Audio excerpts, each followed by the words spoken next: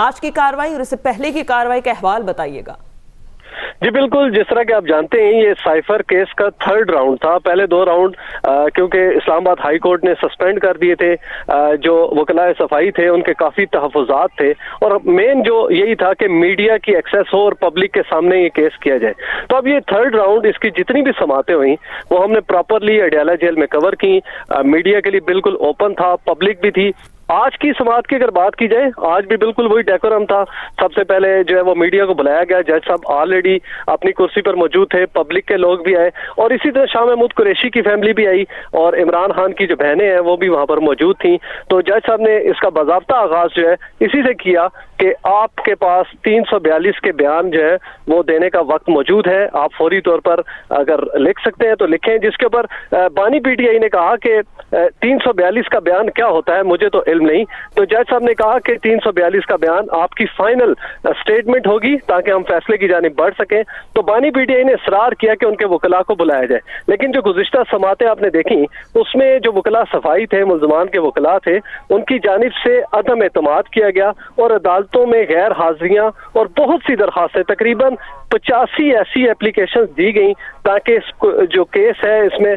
Further delay کیا جا سکے، لیکن جو کیا اور اسٹیٹ کونسل جو ہے وہ اپائنٹ کر دیے۔ تو لہٰذا آج کی سماعت میں جج صاحب نے کہا کہ بانی پی ٹی آئی اور شاہ محمود قریشی اپنے جو سرکاری وکلاء ہیں معاونت لے سکتے ہیں تاکہ 342 کا بیان جو ہے ریکارڈ کیا جائے۔ اس کے بعد بانی پی ٹی آئی نے کمپیوٹر پر جا کر اپنا پورا 342 کا بیان تقریباً 1 گھنٹہ ان کو لگا، وہ تمام سیکوینس کہ سائفر کس طرح آیا، سائفر کہاں پہ گیا، تمام چیزیں انہوں نے بیان کی۔ اس کے بعد جج صاحب نے فیصلہ سنا دیا۔ جی ٹھیک ہے عمران، یہ بھی بتائیے گا اس وقت کمرہ عدالت کے کیا مناظر ہیں، کون کون وہاں پر موجود ہے؟ اور ہم نے دیکھا کہ فیصلہ آنے سے پہلے بھی پی ٹی آئی کے وکلاء کی جانب سے گفتگو کی گئی، کیا فیصلہ آنے کے بعد کسی نے اپنا کوئی موقف پیش کیا؟ جی بالکل، جس طرح کے جو گزشتہ روز سماعت ہوئی سوموار کو تقریباً 12 گھنٹے کنسیکٹیو جو ہے اس کی سماعت چلی، تو کیونکہ وکلاء اپنا حق جرا کھو چکے تھے، عدالت پہ عدم اعتماد کر چکے تھے اور سرکاری وکلاء نے ٹیک اوور کر لیا تھا، لہٰذا کل بھی جو ملزمان کے وکلاء تھے ان کو جرا کا موقع نہیں مل سکا۔ انہوں نے بار بار کوشش کی کہ ان کا حق دفاع بحال کیا جائے، لیکن جج صاحب کا یہی کہنا تھا کہ آپ عدم اعتماد کر چکے ہیں، اب سرکاری وکلاء سرکاری خرچے کے اوپر بانی P T I Shah Mahmood Qureshi کا جو ہے وہ مقدمہ لڑیں گے۔ اور آج بھی ایسا ہی ہوا کہ آج صبح جب یہ سماعت شروع ہوئی 10:30 بجے تو اس وقت تک بانی پی ٹی شاہ محمود قریشی کا کوئی بھی وکیل جو ہے وہ اڈیالہ جیل کے اندر یا باہر موجود نہیں تھا۔ اس کے بعد جو سرکاری وکلاء تھے انہوں نے ساری جو 342 کی کاروائی تھی وہ آگے بڑھائی، اور بانی پی ٹی آئی نے باضابطہ طور پر اپنا پورا بیان جو ہے وہ کمپیوٹر پہ ٹائپ کرایا، جبکہ شاہ محمود قریشی بضد تھے کہ وہ ہینڈ رائٹنگ کریں گے، اپنے ہاتھ سے بیان لکھیں گے، لہٰذا عدالت نے ان کو موقع دیا کہ وہ اپنے وکیل کی مدد سے اپنا پورا بیان تحریر کریں۔ تو وکلاء جو رہے سائفر کیس میں مسلسل،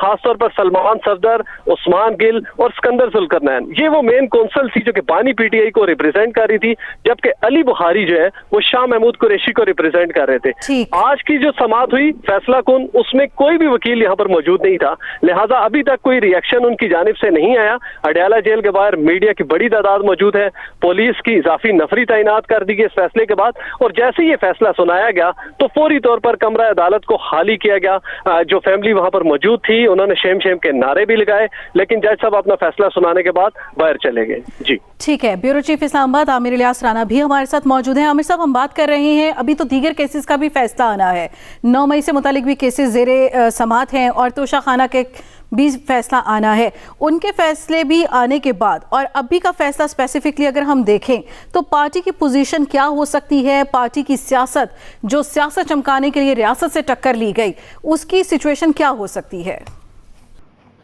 دیکھیں 2-3 چیزیں ہیں۔ توشہ خانہ کا کیس بالکل سیم پوزیشن پہ ہے اور ان کا 342 کا بیان ہونا ہے اس کے اندر، بشرا بی بی کا بھی اور عمران خان کا بھی اور باقی جو لوگ کچھ مفرور ہیں اس کے اندر، تو وہ بالکل آج نہیں تو کل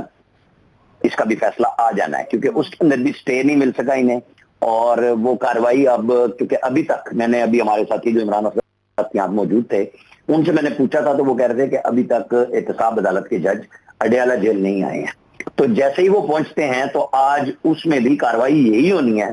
جو ابھی اس کیس میں ہوئی ہے کہ 342 کا بیان ہوگا اور اس کے بعد جج صاحب نے جیسے اب سزا سنائی ہے تو اس کے بعد وہ بری کرتے ہیں یا سزا سناتے ہیں. کیس اپنے منطقی انجام کی طرف وہ بھی جا رہا ہے. ایک سزا ہو چکی, ایک کی سزا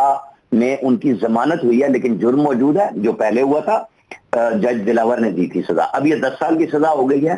اور قید موجود ہے. پھر تیسرا کیس ان کا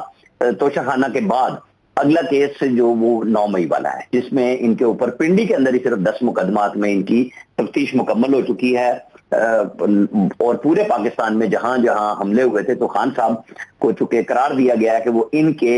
کہنے پہ ہوا ہے سب کچھ, تو یہ ان کے بھی مرکزی ملزم ہیں. وہ یا انسداد دہشت گردی کی عدالت میں جاتا ہے کیس کل کو, اور چونکہ ابھی کیس جو ان کی وہاں سے جوڈیشل ریمانڈ ہے وہ انسداد دہشت گردی کی عدالت سے ہے. اور فوجی عدالتوں میں بھی آپ کو پتا ہے کہ 102-3 لوگوں کے کیس آلریڈی موجود ہیں جن کے اوپر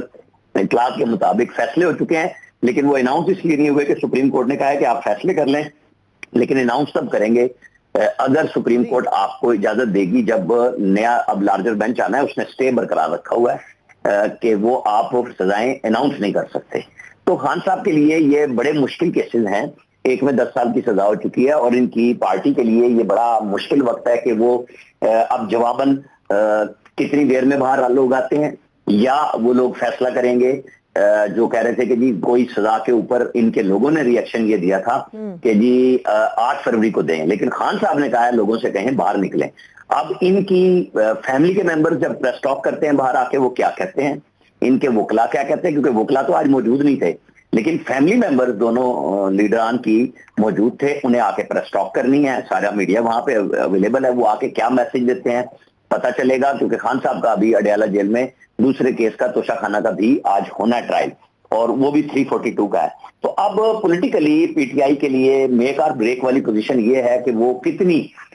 بڑے اپنے لوگ جیتتے ہیں ان کے, چاہے وہ آزاد کی حیثیت میں کھڑے ہیں. نواز شریف کی کامیابی اگر ہم فرق دیکھیں وہ یہ تھی کہ انہوں نے خود کو سزا دلوا کے لوگوں کو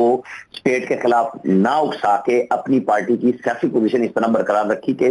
پنجاب اسمبلی میں وہ سب سے بڑی جماعت بنی تھی 2018 میں, اور پی ٹی آئی کی جو گورنمنٹ بنی وہ اتحادی ملا کے چودھری پرویز الہی کی کافی اور جو آزاد اراکین تھے ان سب کو سوائے ایک کے جن کا رانا صاحب کا جن کا نام کل پرسوں نواز شریف نے سیالکوٹ میں بھی لیا کہ یہ ہم نے ٹکٹ نہیں دیا تھا, یہ جیت کے ہمارے پاس آئے تھے. باقی سب کے سب پی ایم ایل این کی بجائے وہاں پہ گئے تھے پی ٹی آئی میں, کیونکہ اس وقت یہ مجبور کیا جا رہا تھا کہ آپ لوگوں نے صرف وہیں جانا ہے. اور آپ اور ہم سب نے تصویریں دیکھی تھی علیم خان اور جہانگیر ترین کے جہازوں میں سوئے ہوئے لوگ پڑے ہوئے تھے اور ان کو اٹھا کے مختلف ملک کے حصوں سے اسلام آباد لایا گیا, پھر بنی گالا پہنچایا گیا اور انہیں پارٹی میں شامل کیا گیا. کیونکہ 72 گھنٹے ہوتے ہیں نوٹیفائی ہونے کے بعد کہ آپ اگر کسی پارٹی میں جائیں گے تو مخصوص نشستوں کا فائدہ اس پارٹی کو مزید مل جائے گا. لیکن یہاں پہ پی ٹی آئی بطور جماعت اس وقت الیکشن نہیں لڑ رہی, تو مخصوص نشستیں تو ان کے ہاتھ سے جا چکی ہیں. ان کے وکلا جو وہ کہہ رہے ہیں, حالانکہ ان کے وکلا کو کوشش یہ کرنی چاہیے تھی, چاہے سلمان اکرم راجہ ہوں, لطیف کھوسہ ہوں, ان کو اپنے چیئرمین پارٹی کے کیس لڑنے چاہیے تھے بجائے اس کے کہ یہ سب الیکشن لڑنے میں مصروف تھے. اور یہی بات ان کو پسا گئی, کیونکہ جب خان صاحب نے کہا ہم ٹکٹ دیں گے ساروں کو, تو وہ لوگ اپنے میں سمجھتا ہوں لالچ میں آگے کہ ہمیں ٹکٹ بھی ملیں گے بڑی تعداد میں, ہم الیکشن لڑیں گے, تو وہ اپنے پارٹی کے بانی چیئرمین کو عدالتوں کے رحم و کرم پہ چھوڑ کے اور پروسیکیوشن کے رحم و کرم پہ چھوڑ کے اور اپنے آپ کو انہوں نے عدالتوں سے التوا لیا کہ جی ہم تو الیکشن لڑ رہے ہیں. تو اس کا نقصان بھی خان صاحب کو ہوا ہے. کچھ ان کی طبیعت نے ان کو نقصان پہنچایا, پھر جو انہوں نے پروفیشنل وکیل کی بجائے ہیں تو بڑے نام سیاسی طور پہ, لیکن جب یہ پارٹی جوائن کر کے الیکشن لڑنے میں آ گئے تو پھر وہ پروفیشنلزم کی بجائے وہ سیاست کی طرف چلے گئے. تو اب آپ دیکھ لیں, میں نے آپ کو کہا کہ لاہور سے سلمان اکرم راجہ لڑ رہے ہیں, لطیف کھوسہ لڑ رہے ہیں, وہ پنجوتا برادران سرگودا میں جا کے الیکشن لڑ رہے ہیں. تو وہ جو لوگ سارا وقت ان کا کیس لڑ رہے ہوتے تھے وہ سیاست میں چلے گئے اور خان صاحب یہاں پھنس گئے. ان کا خیال یہ تھا کہ جب ہم التوا کی درخواستیں دیں گے تو ہمارے کیس لٹک جائیں گے اور ہم الیکشن کے بعد تک لے جائیں گے.